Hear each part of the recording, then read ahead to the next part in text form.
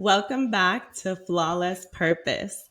Today, I'm thrilled to have an incredible guest with us, Natalie, the visionary founder and CEO of the Latina Techie. Natalie has built an online community that empowers and educates tech entrepreneurs while helping businesses transform through her innovative tech services. With over a decade of expertise, she's a leader in showing businesses how to adapt and thrive in an ever changing tech landscape. Natalie, thank you so much for joining. I'm so honored to have you on, and I can't wait for you to share your journey. Thank you so much for having me, Cynthia. I'm so happy to be here. Yes, so let's just dive right in. You have an inspiring journey and you have impacted the tech world. So I just want you to start with your journey. How did you get into the tech world? Were you always into technology or did you just, happen to fall on it? So, completely on accident. Just to start off, I started off in the HR world professionally, specifically PEOs, professional employer organizations. And I was in the benefits department where one of the services that we offered in our firm was to administer benefit administration. So think of things like enrolling in your medical, dental, vision, going online to enroll, sending those files over to the health insurance carriers so that our participants could get enrolled in their ID cards and things like that, helping with premium deductions, things of that nature. Very administrative, very clerical. And from there I kind of was able to find technology by way of just wanting to make my life easier, right? The whole, we'll go Spanglish a little bit, but ese papeleo of like having to enroll people and doing things like all manually. And I was just like, this is insane. Yeah. Yeah. Like, this is wild. Like, is there something to do here? So I started working with some other, change makers in my particular organization at the time.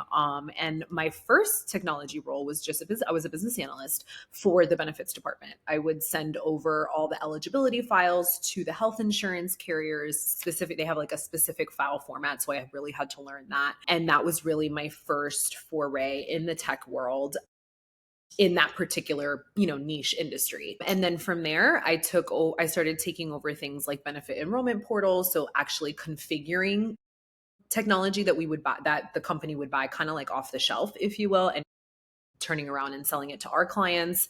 And then at a certain point, as I continued to rise in the corporate ladder, from, managing teams of people, I started managing, think of like hire to retire from an employee's perspective. So everything from applicant tracking softwares all the way to onboarding to tax intake form, technology, all the way to payroll software, benefit administrative software, performance management, things like that, were teams that I managed by way of being, whether we were actually developing software solutions for it or just being able to kind of troubleshoot and offer support to our clients. So that's really kind of how I segued into technology. And then from there, as the Latina Techie, I started seeing that there was a need in the market outside of HR, right? I always thought I would become this HR technology consultant. And then what I started realizing when I started meeting founders just like you, podcasters, innovators, the virtual assistants of the world, accountants, non-for-profits,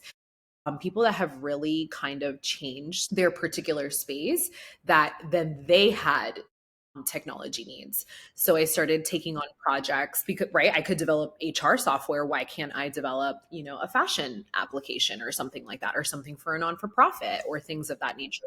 So because I was still in my corporate environment, I had to be very careful with the projects that I could take on for, conflict of interest perspective. So then because of that, I was able to open up a whole new world and start just developing software, from in a general perspective. So yeah, that's kind of my Awesome. journey from a techie perspective. And then launching the platform, that was just out of, I feel like, need and love, if you will. And, around 2020, when I feel like a lot of us were kind of understanding what that shift of life was looking like, I should say, and just kind of really seeing a need in the market, that's where the Latina Techie was born. Yeah, can you tell us more about the platform that you build? By the way, I love the name. Well, how did you come up with that? Was that just, I love the name. It's so catchy. I will tell you. So I have a really good friend of mine. I'll give her a little shout. Her name is Lauren Marsicano, one of my best friends from high school. Funny enough, my kind of branding journey to become the Latina Techie, right? Like I kind of explained my professional journey, right? But the story to brand myself really started with, excuse me, my friend Lauren and kind of showing up for her on Instagram. She is the networking maverick. She is an attorney by day. And then she runs her own platform where she is just become a master networker and connector. She hosts a lot of, she has a non for profit of her own, and she's built up her own community. And really kind of showing up for her was when I kind of realized, maybe I can use this as a way to get out of corporate and become the consultant that I want to be. My why was always, I don't want to say connected to dollar signs, but my why was always, okay, one day I'm going to be able to have my own company and have a team of people to do the projects that I want to work on. But in the midst of all that, I started realizing, of course, I'm the only Latina in the room, right? As I'm sure you can realize, Yes. or working with people of color, and also realizing that technology and the spaces that technology resides isn't really deemed as acceptable to people of color as we think it is. And I think me being the only in some of these rooms really kind of I started seeing the shift, especially in 2020 when a lot of us had a lot of time to think, right? Like that was the first time in my life I ever had time to like stop and think about like what the fuck I was doing with life. Yes. Right? Like, I was always go, go, go, work, work, work. I had my kid. I'm a mom of two. I had my two kids. They're now 8 and 5, but during the pandemic, they were 3 and 7 months. And that was when I moved from being kind of like an HR technology kind of SME. I moved in, I took a job at ADP to become like a full product owner to actually learn how to build technology from start to finish. Obviously, ADP is such a huge company. They use all their proprietary technology, or they buy the technology they want to use. And then they, become the developers themselves. So that was really my first, in 2020, when I took that job, was my first big shift in becoming like a senior product owner and learning the ways of technology in terms of how to develop it, if you will. Right. Wow. Yeah. I feel like during the pandemic, we all had that time to kind of like reflect because, like you said, we were just like go, go, go. Same for me. And then when the pandemic hit and we had all this time, it was like, okay, what am I doing? Right. So, Exactly. Like, what am I doing? What is my purpose? yeah, Who do I want to be in this world? Like, do I want to keep, like, that's when I realized, like, how much of a not present mom I was. same. Because I just like the way we were all living life was just the way we just did it. No one questioned things, even medically, right? Like nobody questioned like, why do I give my kids this? Hmm. What's in our food? What chemical? Like nobody ever had the time to stop and think about like, what is the grand scheme of all this? Yeah, because we were so busy just going, going, going. Even like for me, like time management. I used to drive every single day. My drive to work was an hour. With traffic, it can become like an hour and a half. And I did it with no question, like you said. And then Like when it the was like that was just life, right? We right, just yeah, dropped the kids yeah, yeah, and pick them up at 6 or 6. Like that was just how life was. I traveled. I was like, what was I doing traveling? Like now I decline. I'm like, no, I can't do that because my yeah, kids love. Like in my head, I'm like, 5 years ago, I was on track in my little brain. I was like, I was on track I wanted to become partner, yeah, CEO, a same. Capricorn, super. I'm not that I'm not ambitious. I'm ambitious for other things, but I was so laser focused. And then I was just like, none of this fucking matters. Right? Pandemic happens and I was like, none of this matters. Yeah, Who cares? Like my kids matter and my babies. My son who's now 5 was 7 months. And I was really, for the first time ever, I unplugged to really understand like what I should be doing with my gifts. I feel like corporate made me into this weapon and I was just a wasted sitting in an arsenal, like just wasted. yeah, And now I'm able to help people like you and me get access to technology, whether it's by way of networking for careers and making the money that you need, or building technology, or having other founders understand what resources are already exist and available for you, whether it's free or very minimal cost. So now I feel like I use my powers for good. Yeah, no, that's awesome. Yeah, that was, I always say that was like the best wake up call for America, because I have this conversation all the time, and the amount of people that have your same reaction, my same reaction. Like I was saying, I would drive, no question. Now I work from home and I can do the same exact job as many of us from home. And I'm like, there's no way you're going to get me in a car stuck in traffic for an hour or over an hour to do the same exact job that I can do at home. No, 100. thank you. Yeah, so Like, I can it's make more crazy. money from my phone, or not even that, but, like, just be more efficient and create. I'm able to just create something from nothing, Yeah. and it is beautiful, Yeah. and I'm able to help other founders do the same thing. Yeah. Awesome. So your tech services sound so transformative. Can you walk us through how a typical tech audit or app development process works and the kind of businesses that you typically help? Okay, so a few of and I just speak on my current book of business and the projects that I have worked on. Half of them have been what I call rescues, where they've had an existing tech team or existing technology that they utilize that needed to be enhanced or picked up along the way. And from those type of services, my team will go in, analyze absolutely everything that you have, and give recommendations in a time in a project like manner, right, in a timeline. We produce what we call a roadmap of what we think and with our clients' goals to be able to reach, if you will. So if it is to streamline operational efficiencies, is it to reduce the number of clicks, that a user has to take to be able to perform, the outcome, the proposed outcome in a specific application, any of those types of things. My team will, come in, analyze, diagnose, and then propose solutions on, what we think we should do in a roadmap type fashion. Then for clients that I will meet that need something from absolute scratch, what I'll do is I take a different type of approach where I analyze. So most of the founders that are ready for when they come to me and they're ready to build something, 9 times out of 10 they already have existing technology that they're using to kind of, it could be something on the market of, I have a mom coaching business, or it's a mom website geared specifically to parenting coaches, whether it's sleep coaches, behavioral coaches, medical experts, things of that nature. She already had an existing platform that they were scheduling these coaches, right? Then they came to us to be able to give them proprietary technology to enhance it and take it a next step further. So we work with clients in various different ways, but from ideation, we'll meet with our founder or, different businesses and start from a very basic level of what problem are we solving, right? Like what is it that we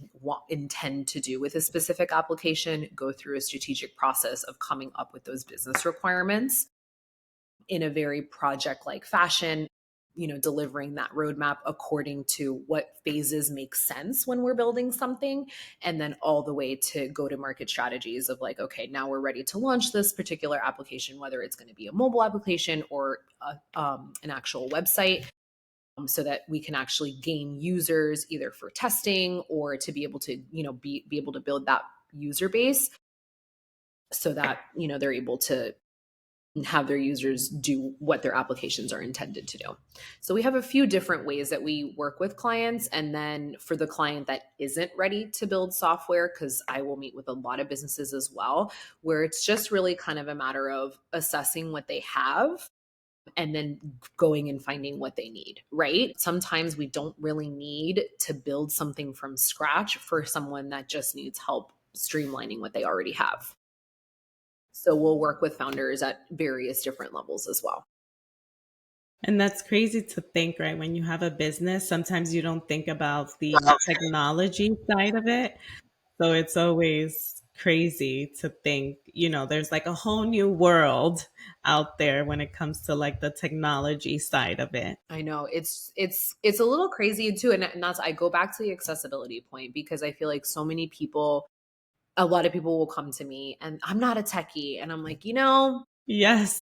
like give me that phone, give me that phone, give me that phone, and I'm gonna show you how techie you guys really are. And this was, I know, one of the things that I know we wanted to talk about in terms of like the challenges. A big challenge that I see when someone will come to me, okay, I need help with technology, this is my business, this is what we do, these are the problems that I have, or the problem that I'm looking to solve to therefore monetize, right?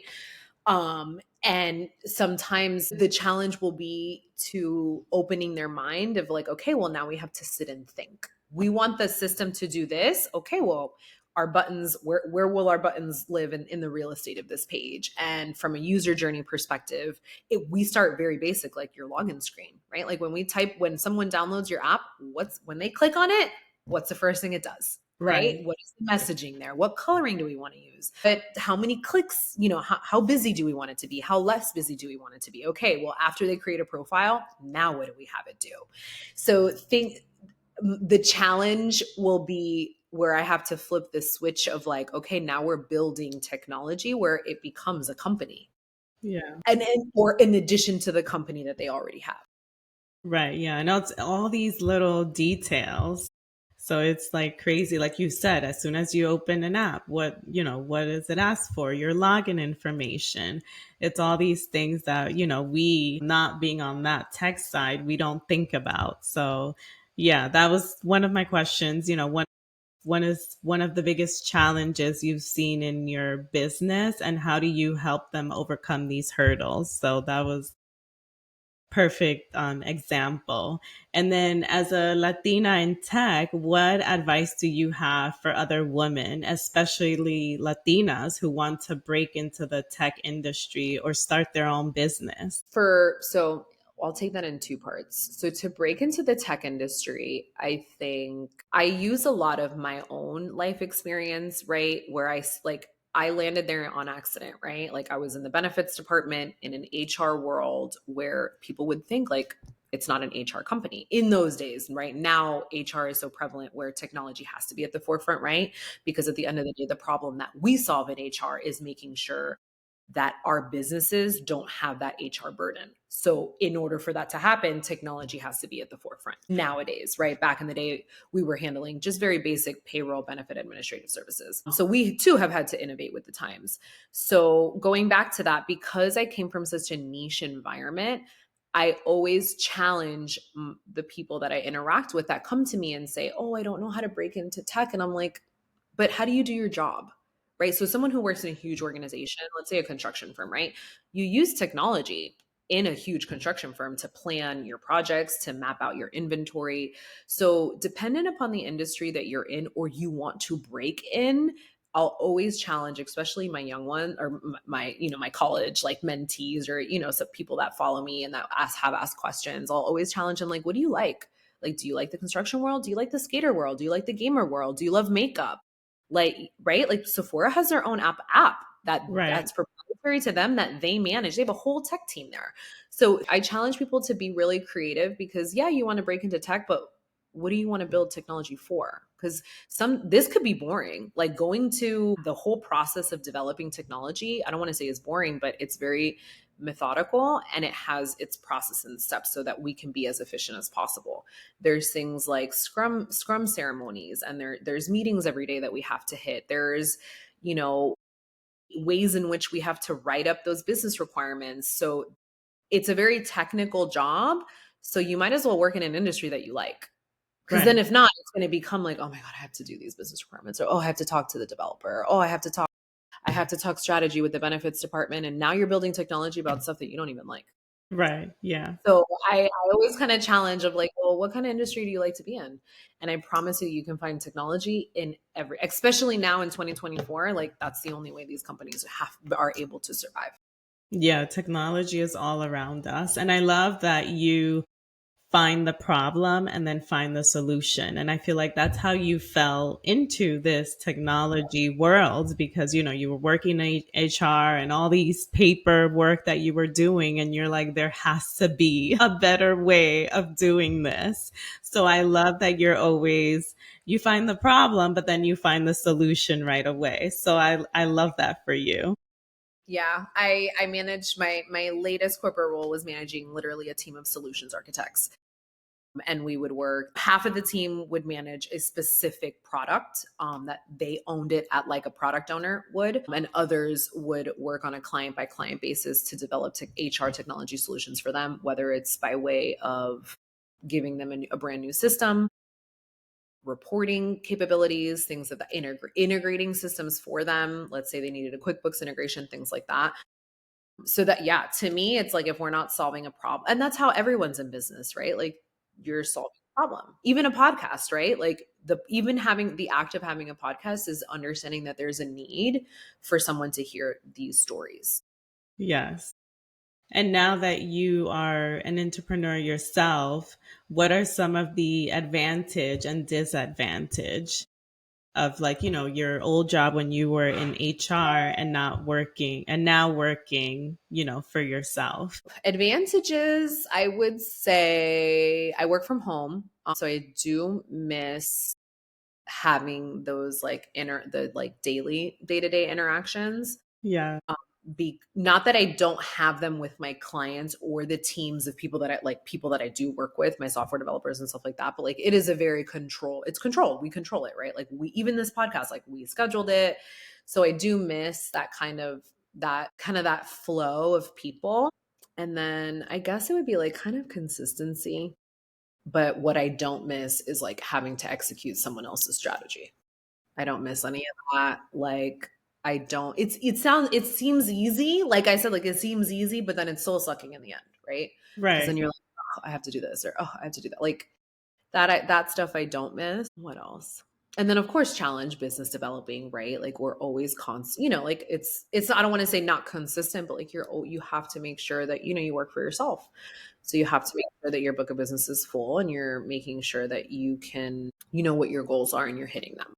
Yeah. Do you have a team? I do. I have a couple of teams I work with. I work with two different software development teams. One that I've been working with more heavily, we have resources here and overseas. And then I work with my sister too. So my sister and I work a lot together from a business Awesome. perspective. So we'll take on projects. I don't want to say to fix things, but people all have businesses that will come to us and like we need to implement, because technology is, I don't want to say is forever, right? It's just like being a nurse. You'll always have sick people, but not the same sick people. That's kind of Right. how I say. So Yeah. technology is it's very fluid, where when a project finishes, there's always another, or it morphs into something else, or it'll be a support contract, right? Like we have to maintain someone's server now, things like that. Um, and I also collaborate with a lot of people from, I would say, the land of this, like my internet, like the internet, people that I meet from podcasts, people from organizations, like We All Grow Latina, or there's like Diverse Attack. Like there's so many different pockets of people all over, especially down here in Miami. So I collaborate. I'm very active in my community, right? In order to build a community, you got to be out in the streets, I say. You have to Right. actually out right, as beautiful as virtual life is, right? Obviously you and I have never met in person, so this is also a virtual relationship. I have so many of these. I think in order to build a successful community and an engaging community, I should say, is you have to be out there and you have to have people kind of like meet you and understand. First of all, I live here, so this is like what I love to do. And second of all, I feel like I like to have a pulse of, like what my community is all about and like what the needs are. Yeah. Is your sister also in technology or did you drag her? I Half would and do half. that to my siblings. She's in marketing, but Okay, awesome. to kind of back up what I said about how every industry now has become a techie industry. So she had heavily relies on her technological, or her applications and softwares that she uses, but she's in marketing. specifically with med spas. So she Well, is and also a business consultant as well, helping, run front of house, back of house, managing how, injectors and estheticians and how they should be managing, in a particular med spa type of office. And then also running their marketing campaigns and their socials. So she helps me with my socials, my marketing campaigns as well. And then we just kind of help our mom. My mom is in HR.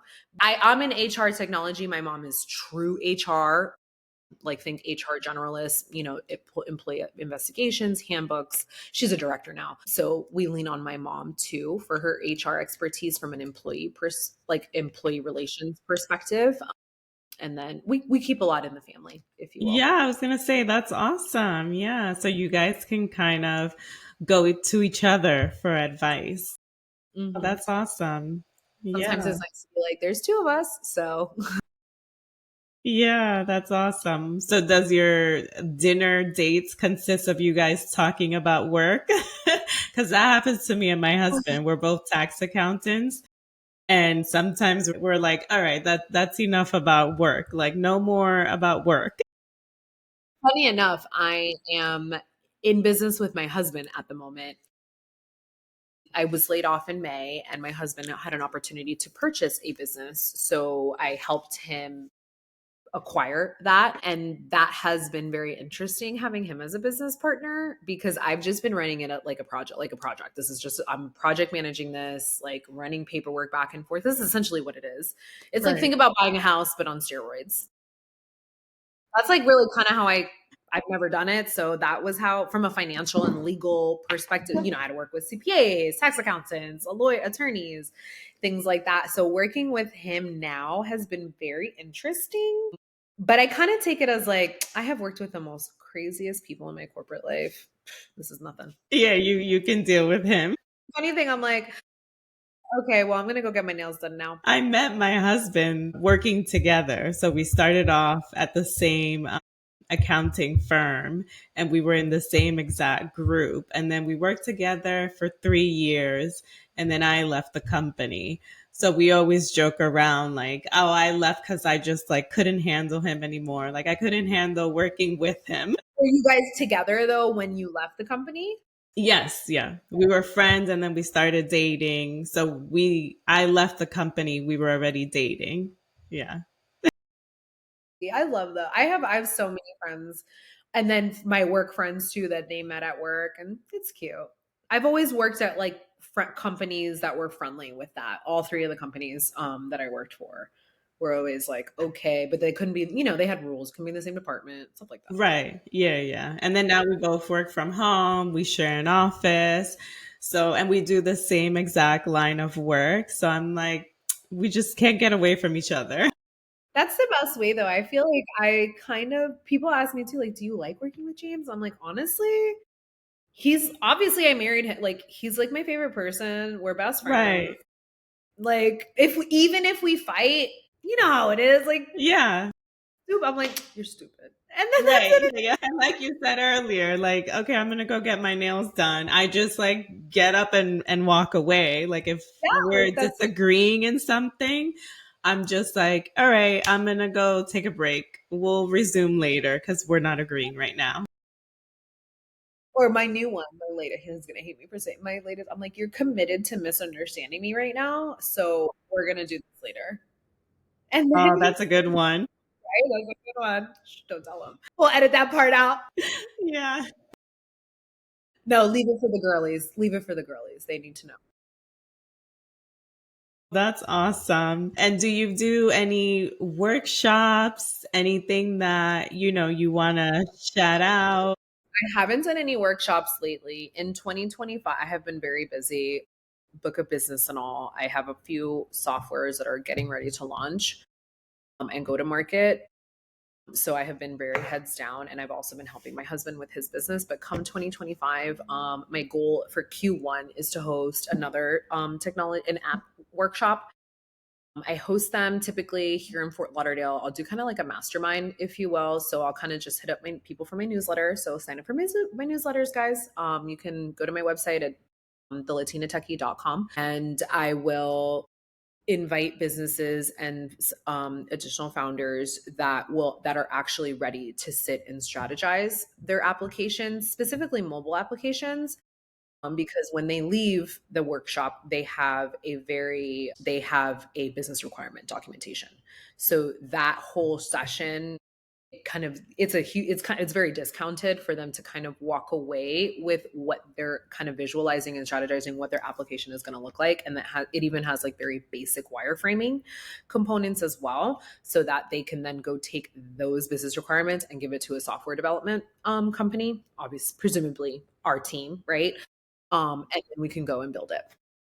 So I'll host something like that in Q1. I'm thinking maybe in mid-February I'll do something, so stay tuned. And then I will have speaking engagements that I will post very routinely on my newsletters, website, and on my Instagram at the Latina.Techie. So you can kind of see me here locally. I don't have any planned trips just yet for the next year, but rest assured that I will be here in Fort Lauderdale and Miami. So you could just stay tuned.